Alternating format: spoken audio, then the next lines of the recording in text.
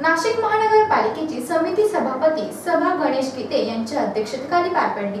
यावेळी विविध विकास कामांना मंजुरी देण्यात आली आहे। स्थायी समिती सदस्य व विविध पदाधिकारी उपस्थित होते।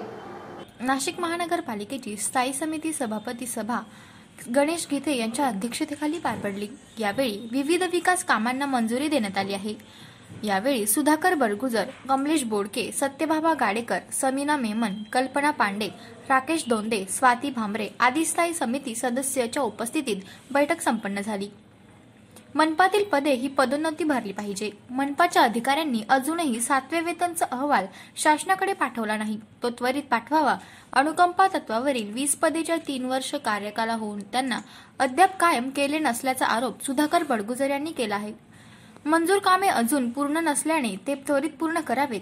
दिवाळीच्या पार्श्वभूमीवर शहर स्वच्छता ठेवण्याचे आदेश सभापती गणेश गीते यांनी केले आहेत। अनुकंप तत्वावरती 21 कर्मचारी कार्यरत आहेत। सन 2015 पासून 3 वर्ष त्यांनी फिक्स पेवरती काम केलं। त्यांना 2018ला परमनंट करणं गरजेचं होतं आणि त्यांना फुल स्केलने पगार देणं गरजेचं होतं।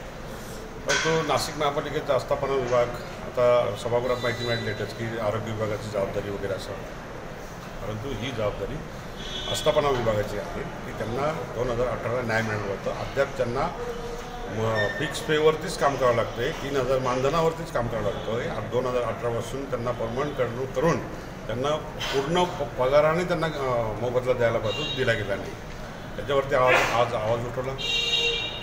निश्चितपणे त्यांनी आश्वासन दिलं की पुढच्या येणाऱ्या सभेच्या आत त्यांना मोबदला मिळेल, त्यांना परमनंट केलं जाईल। नाशिक शहरातला पाणी प्रश्न महत्त्वाचा सोडवण्यास मदत होत आहे। नाशिकमध्ये पाणी प्रश्न फार मोठा होता।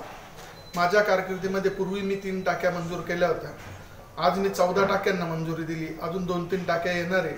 20-25 टाक्यांना मंजुरी दिल्यामुळे नाशिक महापालिकेच्या इतिहासामध्ये प्रथमच पंचवार्षिकमध्ये जास्त प्रमाणात पाण्याच्या टाक्या तयार होतील आणि त्याचा पाण्याच्या टाक्यांची गुणवत्ता राखण्यासाठी मी प्रशासनाला विशेष पथक पण नेमण्याचे आदेश दिले। पालकमंत्रींनी जो आदेशित केलं होतं की 14 नोव्हेंबर पूर्वी शासनाला अहवाल सादर करणं क्रमप्राप्त असल्याने आजच प्रशासनामार्फत मंत्रालयात अहवाल सादर करणे आवश्यक आहे।